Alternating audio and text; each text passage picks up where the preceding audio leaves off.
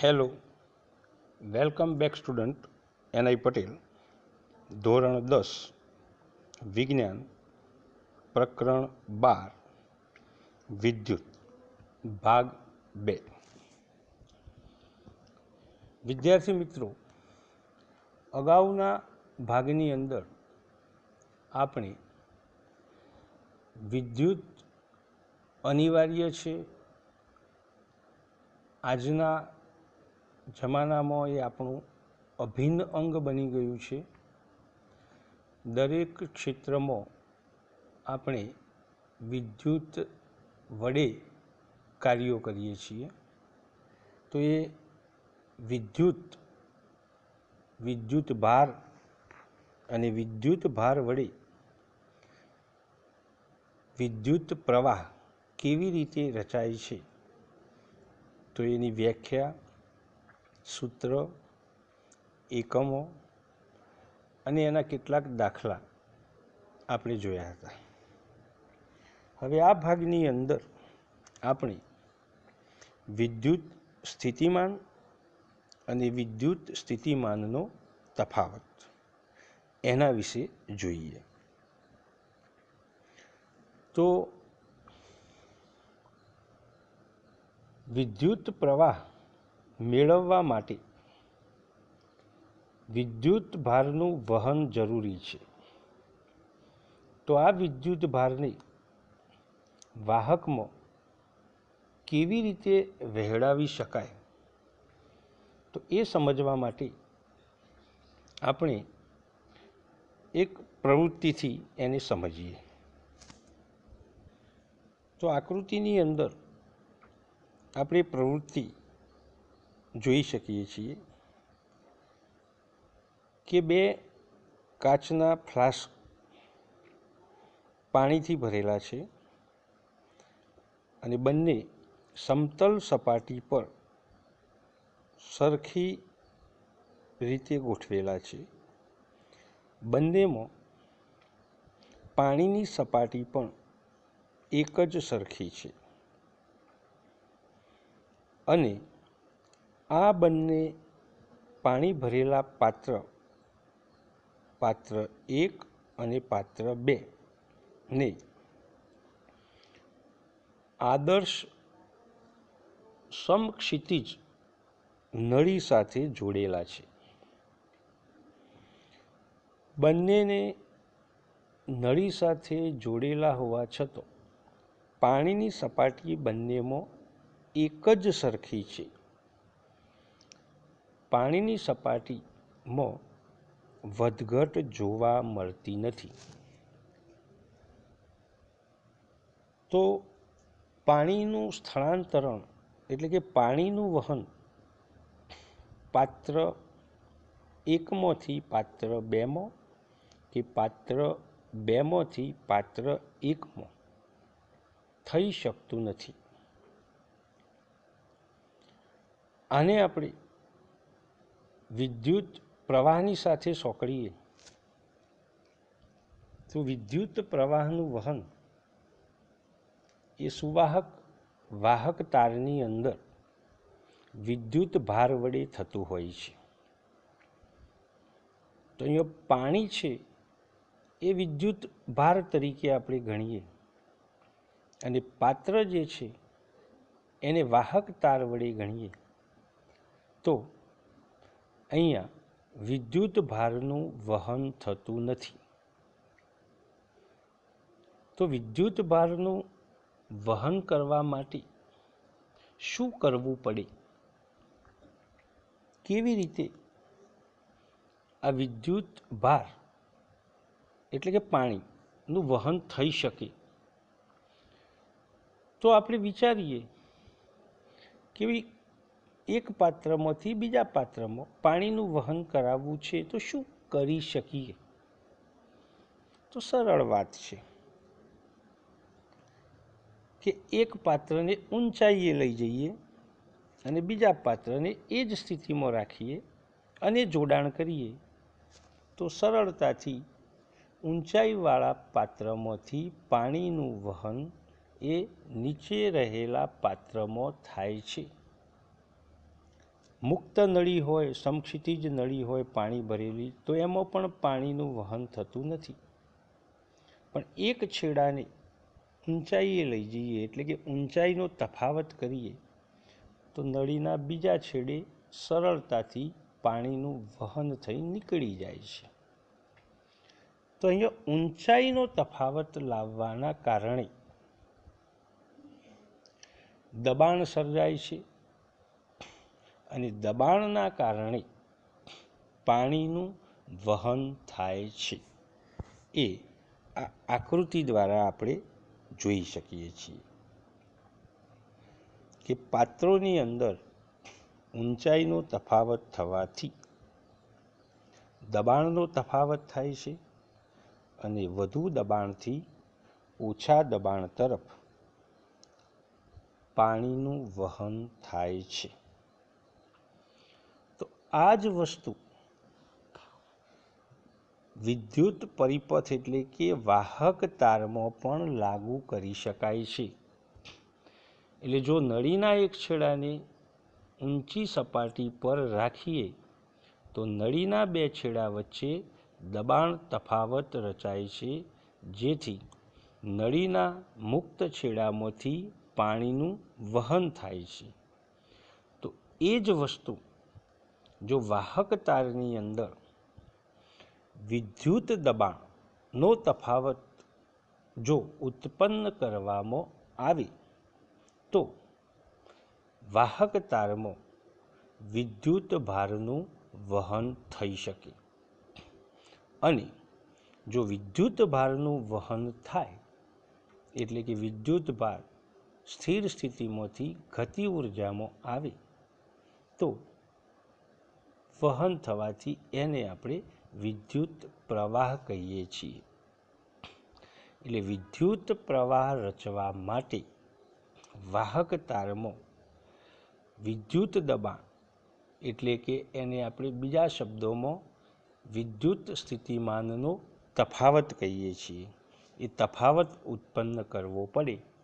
અને તફાવત ઉત્પન્ન થાય તો વિદ્યુત ભાર ગતિમાં આવે છે, અને એના કારણે પ્રવાહ રચાય છે, જેને આપણે વિદ્યુત પ્રવાહ કહીએ છીએ. એટલે હવે આપણને એમ થાય કે કેવી રીતે કરી શકાય. તો આપણે જાણીએ છીએ કે ઊંચાઈએ બંધમાં સ્થિર પાણી હોય છે, તો એની અંદર સ્થિતિ ઉર્જાનો સંગ્રહ થયેલો હોય છે.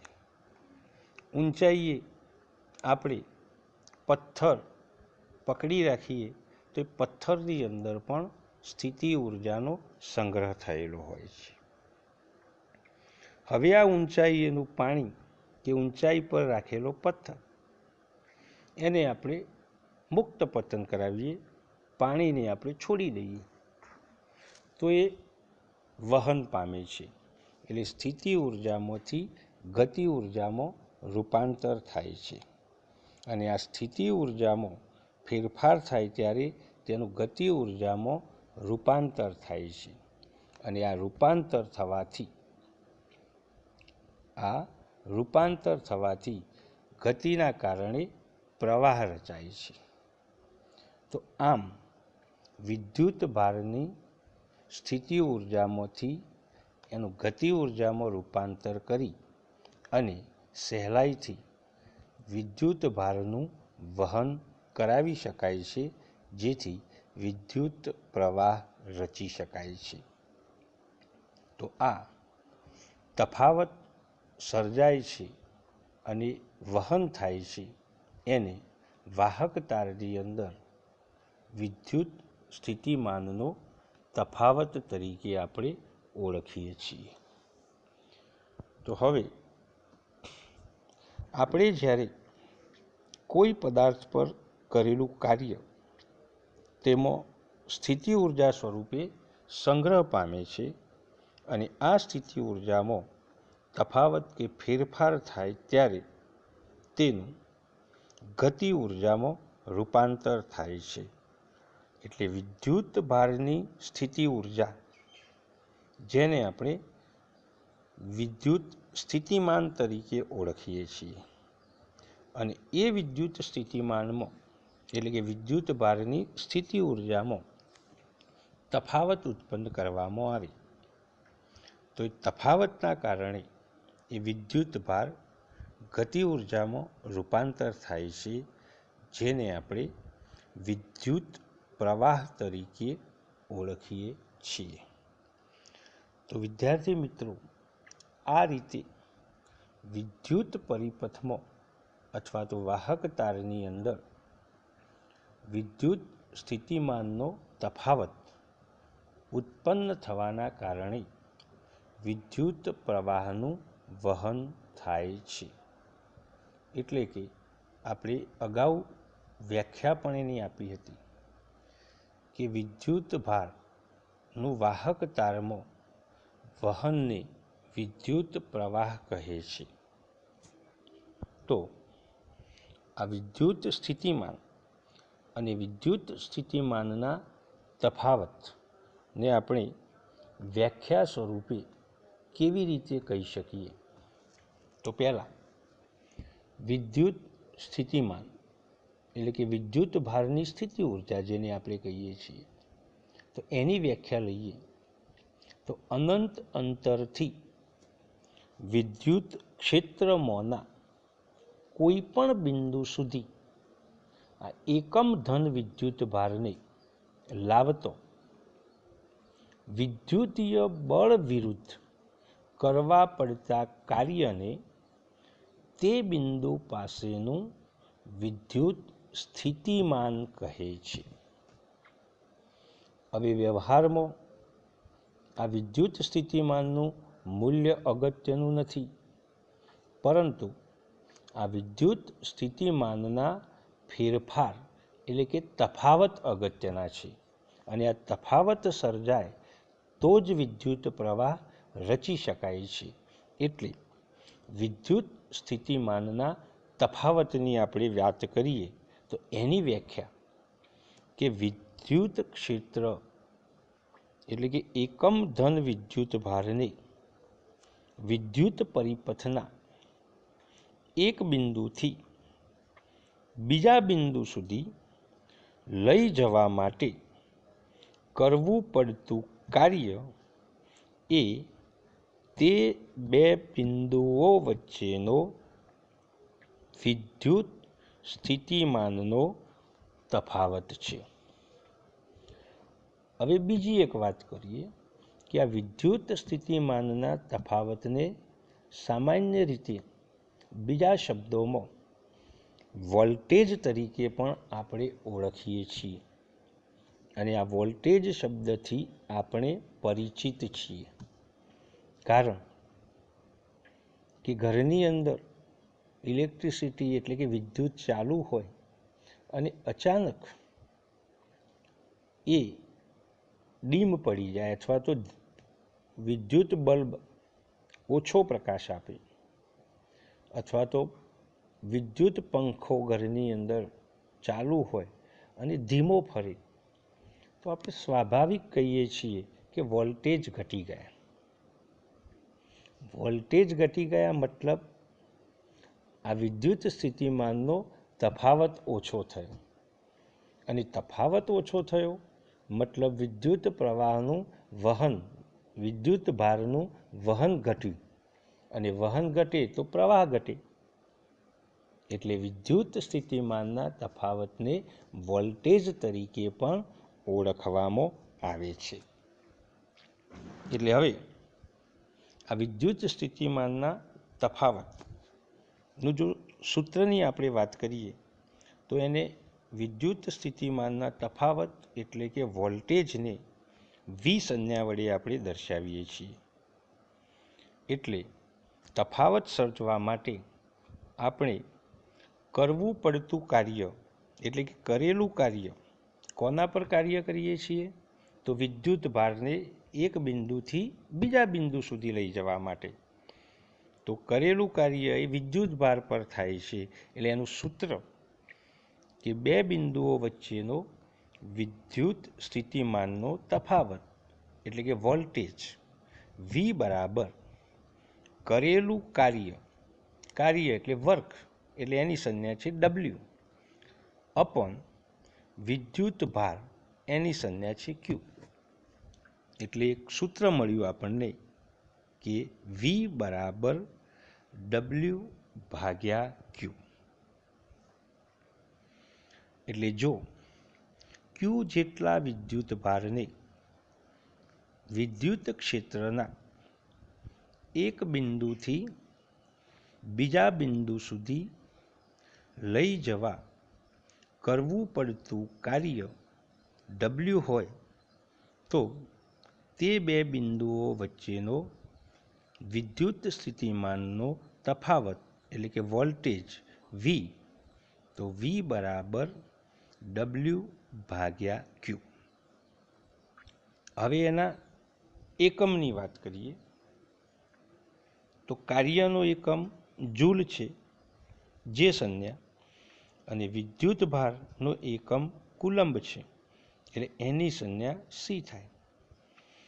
એટલે જૂલ ભાગ્યા કુલંબ એટલે કે જે ભાગ્યા સી અથવા તો જે પ્રતિ સી એ વિદ્યુત ભારના તફાવતનો વિદ્યુત સ્થિતિમાનના તફાવતનો એકમ છે, જેને વોલ્ટ તરીકે ઓળખવામાં આવે છે અને એની સંજ્ઞા પણ વી છે.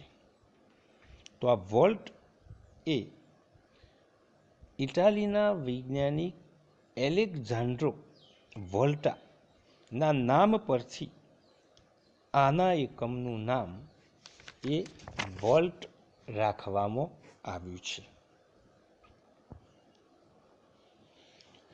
હવે આ વિદ્યુત સ્થિતિમાનના તફાવતનો એકમ વોલ્ટ થયો, તો એ એકમની વ્યાખ્યા શું થાય? એટલે કે એક વોલ્ટ વિદ્યુત પ્રવાહનું વહન એટલે શું? તો સીધી વસ્તુ છે કે એક વોલ્ટ એટલે કે એક વી ઇઝ ઇક્વલ ટુ એક જૂલ ભાગ્યા એક કુલમ. એટલે એને જો વ્યાખ્યા સ્વરૂપે વ્યાખ્યાયિત કરવું હોય તો એક કુલંબ વિદ્યુત ભારને એક બિંદુથી બીજા બિંદુ સુધી લઈ જવા એક જૂલ કાર્ય કરવું પડે તો તે બે બિંદુઓ વચ્ચેનો વિદ્યુત સ્થિતિમાનનો તફાવત એટલે કે વોલ્ટેજ 1 વોલ્ટ થાય. તો આ થઈ એકમની વ્યાખ્યા. તો હવે આ માપન કરવું હોય વિદ્યુત સ્થિતિમાનનો તફાવત એટલે કે વોલ્ટેજનું માપન કરવું હોય તો એના માટે કયા મીટરનો ઉપયોગ થાય? તો વિદ્યુત સ્થિતિમાનનો તફાવત એટલે કે વોલ્ટેજ માપવા માટે વપરાતા સાધનને વોલ્ટ મીટર તરીકે ઓળખવામાં આવે છે. એટલે બાજુની આકૃતિમાં એ વોલ્ટ મીટર દર્શાવેલું છે, જેની અંદરની બાજુએ વી લખેલો છે. એટલે મતલબ વી એટલે વોલ્ટ મીટર છે વિદ્યુત સ્થિતિમાનનો તફાવત એટલે કે વોલ્ટેજનું માપ આપે છે. તો આ વોલ્ટ મીટર વિદ્યુત પરિપથમાં ક્યાં જોડવામાં આવે છે? તો હંમેશા વોલ્ટ મીટરને જે બે બિંદુઓ વચ્ચે વિદ્યુત સ્થિતિમાનનો તફાવત માપવાનો હોય તેમને સમાંતર જોડવામાં આવે છે. અગાઉ આપણે એ મીટર એટલે કે એમ્પિયર મીટર વિદ્યુત પ્રવાહનું મૂલ્ય માપવા માટે જોયું હતું. તો એ મીટર હંમેશા વિદ્યુત પરિપથમાં શ્રેણીમાં જોડવામાં આવે છે, જ્યારે વોલ્ટ મીટર એ જે બે બિંદુઓ વચ્ચેનો તફાવતનું મૂલ્ય મેળવવું હોય તેમને સમાંતર જોડવામાં આવે છે. તો હવે આના પરથી એક એક્ઝામ્પલની આપણે વાત કરીએ જે આપણા ટેક્સ્ટબુકમાં પણ આપેલો છે કે 12 વોલ્ટ વિદ્યુત સ્થિતિમાનનો તફાવત ધરાવતા બે બિંદુઓ વચ્ચે 2 કુલમ વિદ્યુત ભારને લઈ જવા માટે કેટલું કાર્ય કરવું પડે? તો અહીંયા આપણને આપેલું છે કે વોલ્ટેજ વિદ્યુત સ્થિતિમાનનો તફાવત V બરાબર 12 વોલ્ટ, એટલે કે વોલ્ટેજનો એકમ વોલ્ટ છે, અને વિદ્યુત ભાર Q એનું મૂલ્ય આપણને આપેલું છે 2 કુલમ. તો આપણું સૂત્ર છે V = W/Q. અહીંયા આપણને વોલ્ટેજ આપેલા છે અને વિદ્યુત ભાર એટલે કે કુલંબ આપેલા છે, એટલે આપણે કાર્ય શોધવાનું છે. એટલે એને સૂત્રનો કરતા બનાવીએ તો W = V × Q. તો અહીંયા મૂલ્ય મૂકીએ તો V એટલે કે 12 વોલ્ટ ગુણ્યા Q એટલે કે 2 કુલમ, તો બરાબર 12 ગુણ્યા 2 એટલે 24 થાય, અને કાર્યનો એકમ જૂલ છે, એટલે આને આપણે 24 જૂલ કાર્ય કરવું પડે. આ રીતે 3 રાશિમાંથી કોઈ પણ 2 રાશિ આપી હોય તો આપણે ત્રીજી રાશિને શોધી શકીએ છીએ. તો વિદ્યાર્થી મિત્રો, આ વિદ્યુત સ્થિતિમાનના તફાવત એટલે કે વોલ્ટેજના કારણે આપણે વિદ્યુત પ્રવાહ મેળવી શકીએ છીએ. તો વ્યવહારની અંદર આ વિદ્યુત પ્રવાહ મેળવવા માટે એટલે કે વિદ્યુત ભારનું વહન કરાવવા માટે આપણે બેટરીનો ઉપયોગ કરીએ છીએ, જેને આપણે સૂકો કોષ પણ કહીએ છીએ, વોલ્ટાનો કોષ પણ કહીએ છીએ. તો આવા બેટરી વડે આપણે વોલ્ટેજ ઉત્પન્ન કરીએ છીએ અને જેના કારણે વિદ્યુત પ્રવાહ મેળવીએ છીએ. હવે બીજી વાત કરીએ કે વિદ્યુત પરિપથની અંદર જ્યારે પણ આપણે વિદ્યુત પરિપથની બંધ આકૃતિ દોરીએ છીએ ત્યારે એની અંદર કેટલાક પ્રણાલીગત સંકેતો એટલે કે વિદ્યુત ઘટકોને પ્રણાલીગત સંકેતો દ્વારા દર્શાવવામાં આવે છે.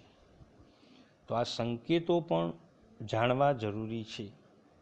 એટલે કોઈ પણ વિદ્યુત પરિપથ જ્યારે દોરવામાં આવે ત્યારે આપણે આ સંકેતો વડે દર્શાવીએ છીએ. એટલે આ સંકેતો કેવી રીતે અથવા તો સંકેતોને કેવી રીતે ઓળખીએ તો એ જાણવું જરૂરી છે. તો કેટલાક સંકેતો અહીંયા આપણને બતાવેલા છે. તો સૌ પ્રથમ પહેલો સંકેત છે, એક ઊભી લીટી મોટી છે અને નાની છે, અને બંનેને એક લીટી સાથે જોડેલી છે. એટલે જે આડી લીટી જો છે એ વાહક તારને આપણે વાહક તાર તરીકે લઈએ છીએ, અને ઊભી જે લીટી છે નાની અને મોટી, એક બાજુ પ્લસ લખેલું છે, બીજી બાજુ માઇનસ. માઇનસ એટલે કે નાની લીટી છે અને પ્લસ એ મોટી લીટી છે. તો આ સંજ્ઞા અથવા તો આ સંકેત એ વિદ્યુત કોષ એટલે કે બેટરી દર્શાવવા માટે ઉપયોગી છે. હવે ક્યારેક પરિપથની અંદર વધારે બેટરીનું જોડાણ કરવું પડે, કારણ કે વધારે વિદ્યુત ઉર્જાની જરૂર હોય તો વધારે બેટરીનું જોડાણ કરવું પડે, એટલે કે વિદ્યુત કોષોનું સંયોજન કરવું પડે. તો એક પછી એક બેટરીઓ જોડી અને એને આપણે દર્શાવી શકીએ છીએ, જે બીજી આકૃતિની અંદર આપણે જોઈ શકીએ છીએ. એટલે ક્યારેક આવા વિદ્યુત કોષોના સંયોજનની અંદર વચ્ચે એરો કરેલો હોય છે, એટલે એનો મતલબ કે આ ચલિત બેટરી છે, એનું મૂલ્ય જરૂરિયાત પ્રમાણે વધારો પણ કરી શકાય છે અને ઘટાડો પણ કરી શકાય છે. અને બેટરીનું કાર્ય એ વિદ્યુત પરિપથમાં વિદ્યુત ઉર્જા પૂરી પાડવાનું છે, એટલે કે તફાવત ઉત્પન્ન કરી રાખવાનું છે. ત્રીજી એ સ્વિચની આકૃતિ છે. ચોથી એ પણ સ્વિચની આકૃતિ છે, એટલે કે કળ છે. જો વચ્ચે કાળું ઘાટું ટપકું છે, જો એ સંકેત હોય તો એ બંધ સ્વિચ છે, એટલે કે ઓફ છે, અને ન હોય તો એ ઓન સ્વિચ છે. એટલે બાજુમાં પણ એક વાહક તારની આકૃતિ બતાવેલી છે કે વાહક તારનું જોડાણ છે. ઉપરની જે છે એ બંધ સ્વિચ છે અને નીચેની જે છે ખુલ્લી, એટલે કે ઓફ છે. એટલે આ રીતે વાહક તારમાં કળ એટલે કે કી સ્વિચ દર્શાવવામાં આવે છે. અહીં પહેલી આકૃતિ એ તારનું જોડાણ દર્શાવે છે, એટલે કે એક વાહક તારને બીજા વાહક તાર સાથે કેવી રીતે જોડવામાં આવે છે, તો એ જોડાણનો સંકેત છે. એના નીચેની આકૃતિ છે કે એક વાહક તાર પરથી બીજો વાહક તાર કેવી રીતે પસાર થઈ જાય છે, એટલે કે જોડાણ થયા વિના એકબીજા પરથી પસાર થાય છે, તો એ દર્શાવતો સંકેત છે. એના નીચે વિદ્યુત બલ્બ પરિપથમાં વિદ્યુત બલ્બ દર્શાવવાનો હોય તો આ સંકેતથી દર્શાવી શકાય છે. બાજુમાં ઉપર અવરોધનો સંકેત છે. અવરોધ એ પાછળ આપણે વાત કરીશું, પણ વિદ્યુત પરિપથમાં કોઈ પણ ઉપકરણ જોડીએ તો એ હંમેશા અવરોધ દર્શાવે છે, અને અવરોધને આ ઝીગઝેગ સંજ્ઞા વડે દર્શાવવામાં આવે છે.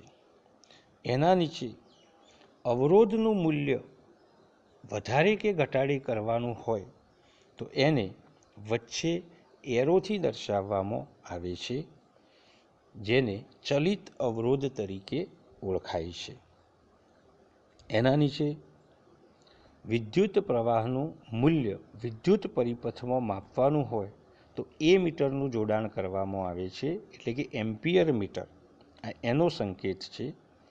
અને એના નીચે આપણે હાલ વાત કરી કે વિદ્યુત સ્થિતિમાનનો તફાવત એટલે કે વોલ્ટેજનું મૂલ્ય માપવા માટે વોલ્ટ મીટરનો ઉપયોગ થાય છે, જેની વચ્ચે વી લખેલો હોય છે. એ મીટર શ્રેણીમાં જોડાય છે અને વી મીટર સમાંતર જોડાય છે, અને આ બધી સંજ્ઞાઓ દ્વારા વિદ્યુત પરિપથ દર્શાવવામાં આવે છે. તો વિદ્યાર્થી મિત્રો, આ ભાગની અંદર આપણે વિદ્યુત સ્થિતિમાનનો તફાવત અને વિદ્યુત પરિપથની કેટલીક પ્રચલિત સંજ્ઞાઓની વાત કરી. આશા રાખો કે તમે આ બરાબર સમજ્યા હશો. હવે આવતા ભાગની અંદર ફરી આપણે આગળ ઓહમના નિયમની વાત કરીશું. Okay, thank you.